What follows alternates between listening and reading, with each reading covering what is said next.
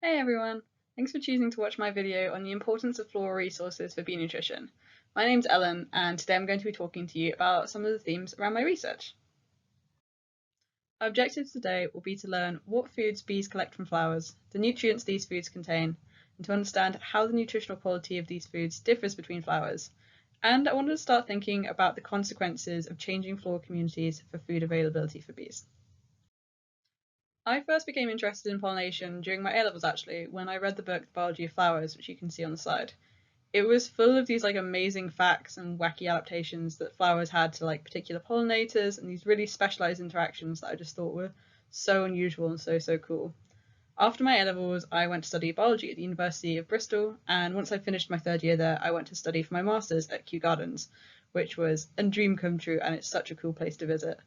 During that year, I also did a 6-month research project where I got to go see the Alps and study the daisy family, which was really fun. Once I finished my master's, I worked for a little bit as a research assistant and an editor before I came back to the University of Oxford to start my PhD.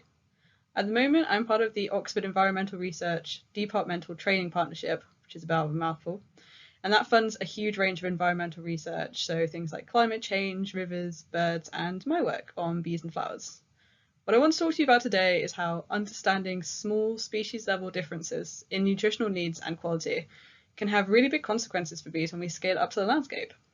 My hope is that you're going to leave today with a deeper understanding not only of the interactions between bees and flowers, but also why maintaining diverse communities for bees is so important. So let's get started. Bees are a really important group of species because they provide pollination services to lots of flowers, including crops. Now, when I say pollination services, what I mean is that they'll visit flowers and collect pollen on their bodies. And pollen is kind of like that dusty substance. It's like yellow or orange generally, and you get on flowers, especially things like lilies if you bring them into your house. Once they're covered in this pollen, they will then go visit another flower of the same species, and this pollen will be transferred onto the reproductive organs of that flower and fertilize it. This interaction means bees are key to many flowers being able to reproduce and to generate seed. In fact, flowering plants require animal pollination an awful lot, and without animals to pollinate flowers, we wouldn't have anywhere near as diverse floral communities, and we wouldn't be able to enjoy a lot of the foods we do. For instance, if you've eaten a strawberry recently, chances are that was pollinated by a bumblebee, and the type of bumblebee we get in the UK as well. But first, let's kind of focus on the different types of bees we have. One way to divide bees is into social and solitary. In the UK, we have 24 bumblebee species and 1 honeybee species, but actually we have over 200 solitary bee species, and chances are you've seen some of these, but I think you can automatically be like, oh, it's not a bumblebee, therefore it's a honeybee. But actually, that's probably not the case. We have only 1 honeybee, and whilst it's pretty prevalent because it's used in agriculture, we have a lot of solitary bees too. Bumblebees and honeybees are both social, but honeybee nests are a lot bigger. What I mean when I say solitary and social is basically referring to whether these bees live in groups called colonies. So when you think of groups of bees, think of things like, wasp nests and beehives where there's just loads and loads of individuals buzzing around or working together. And this can have really important consequences for how they collect food. Social bees live in colonies, and worker bees of that colony will collect food for the young and help maintain the nest. These species will feed their young continually until they're fully grown, and there will be a constant open channel of feeding between the adults and the young. In these bees, we can see an adaptation for pollen foraging, which is on their hind legs, they'll have a smooth section rimmed by some stiff hairs, and they'll actually pack the pollen into this part of the leg. Solitary species, on the other hand, individually forage to collect food, and then they leave it next to their egg, sealing them in before moving on and repeating the process. So this means there's no continued interaction of feeding in these species. It's worth noting that, as in many things, there are exceptions. There are some species which are social under some conditions and solitary under others. And I don't have time to go in that right now, but if you want to learn more about why there is such successful social cooperation in bees and some other insects, you can look up something called haplodiploidy, which is this unusual genetic quirk that you get in some insects that basically means that the way that they are related to each other makes it worth it for them to work in a group and not necessarily even reproduce. I work mostly on bumblebees, which go through 1 or more cycles of colony production each year. Firstly, queens will emerge from last year and begin foraging. These queens are collecting food so that they can establish a nest, and spring flowering species are really key for this because the queens haven't eaten for months and they've just been like sat underground or in trees, and they're really hungry when they wake up.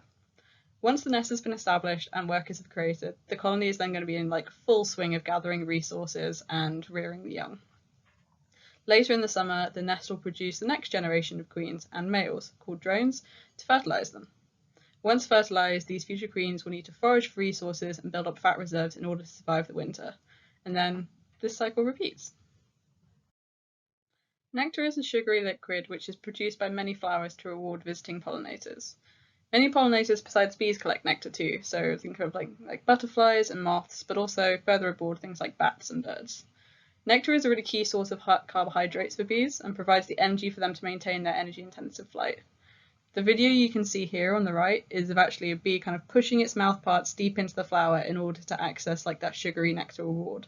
And the pictures you can see there are actually of the bee's tongue, which is known as a proboscis, and that's the mouth parts that it's sticking into this flower to try and get a drink.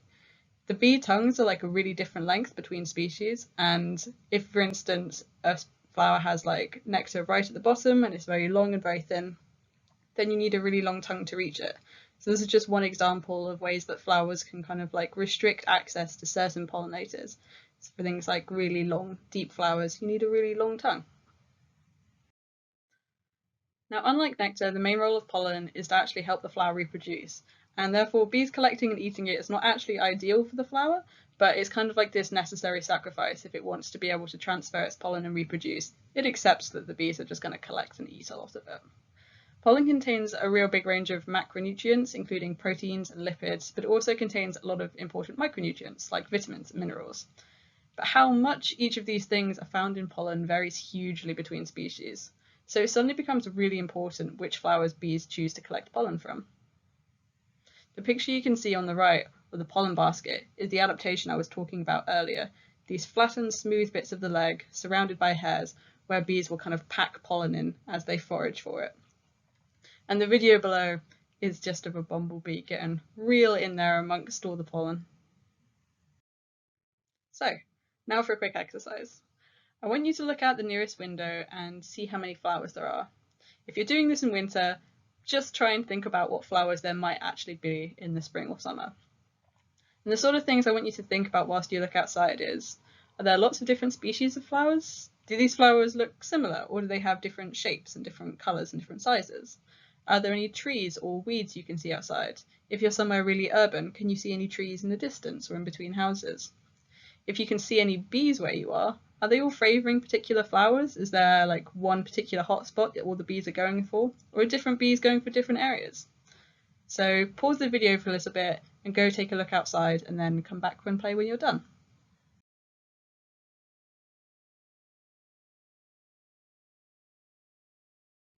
So hopefully you found a window to look out of and hopefully you saw some plants there.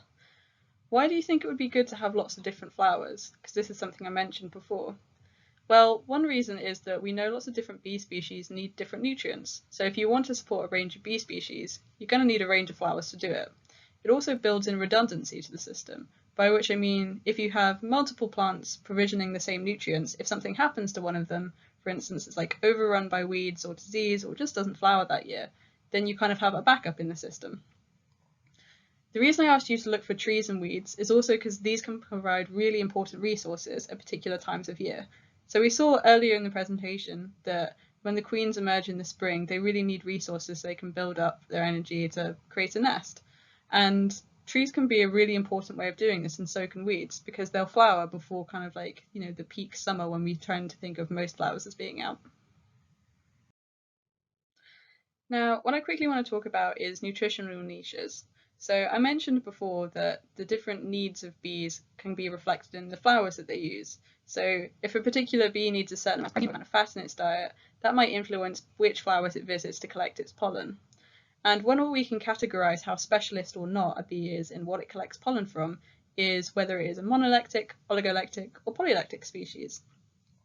So to put it briefly, monolectic species are ones that just forage on one particular species, and we don't have very many of these in the UK, and it's a very specialised interaction, so the bee is getting all the nutrients it needs just from one flowering species. So if you think about what this means at the landscape, if you don't have that flower, then you won't have any of that bee there, so it always needs to be included. One step up from that is oligolectic species. So these still tend to specialize, but on a group of closely related plants. So things that might be considered similar taxonomically, so they might look a little bit similar or kind of grow in similar ways. And lastly, you have polylectic species. These are generally what is termed generalist species, so they'll forage from all sorts of different plants in all sorts of different environments.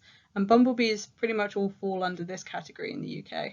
They might have different preferences in the foods they like more or plants they like to visit for food more, but generally they can survive on a lot of different species. And a cool example of this that we're kind of getting to see more and more of now is that Bombus terrestris in the UK is capable of surviving throughout the winter by foraging on different plant resources that it finds in urban environments.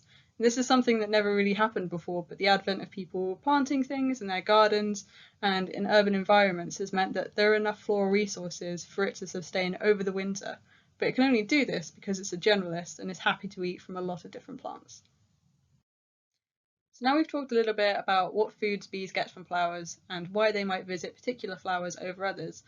I want us to start thinking a little about what this means if you scale it up to the landscape. So over here we've got two pictures of two environments that have been radically altered by humans, but in quite different ways.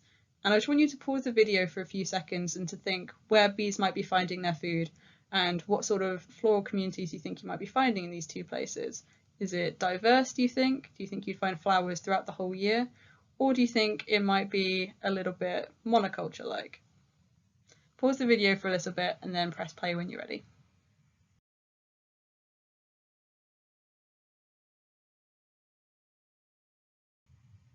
Cool, well hopefully you managed to think of some things for both of the photos, but I'm just going to add on some labels for both of them so we can talk through. In the farmland environment, you tend to get what's called like these boom-bust cycles of resources. So in the summer when the crop is flowering, you might get lots and lots of floral resources for bees, but this might not last that long, perhaps just like a month or two. And then the rest of the year, there might be bare soil, or it might just be full of a crop that doesn't produce flowers that are suitable for bees. But in these environments, especially around the margins, you can have hedges and trees, and these can contain some really important things like bramble and other weeds that are very important for bees in agricultural environments to sustain themselves. On the right, you can see a picture of a city. And whilst it may not look like the most bee-friendly place, there's a lot of interesting work on urbanization and bee communities suggesting that there are actually a lot of resources available in cities for bees. So especially things like allotments and back gardens and open green park spaces can provide really, really key resources for bees, with allotments especially being incredibly diverse. So another really important factor we need to consider when we start looking at how well plant communities provide for bees is when these flowers are providing their nutrients. We learned earlier that bees need food over a period of months, so it's really important that there is bee flowers across this entire period.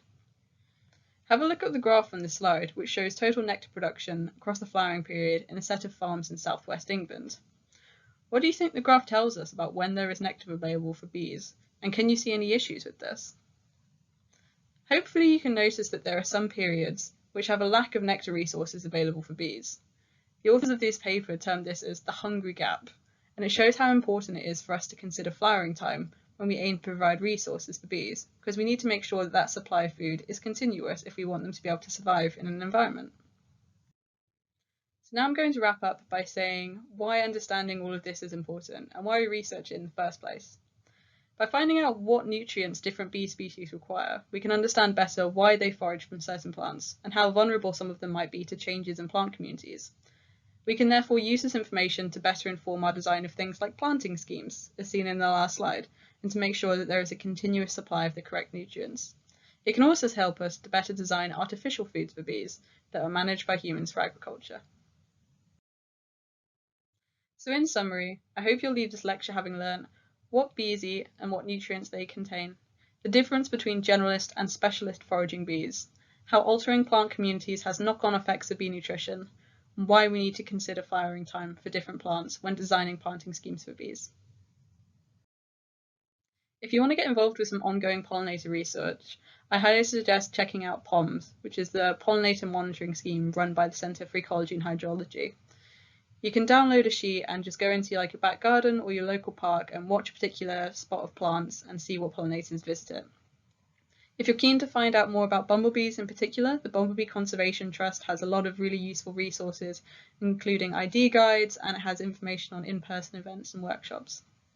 If you want to know more just about bees in general, the Bees, Wasps and Ants Recording Society has loads of great information on distributions and identification.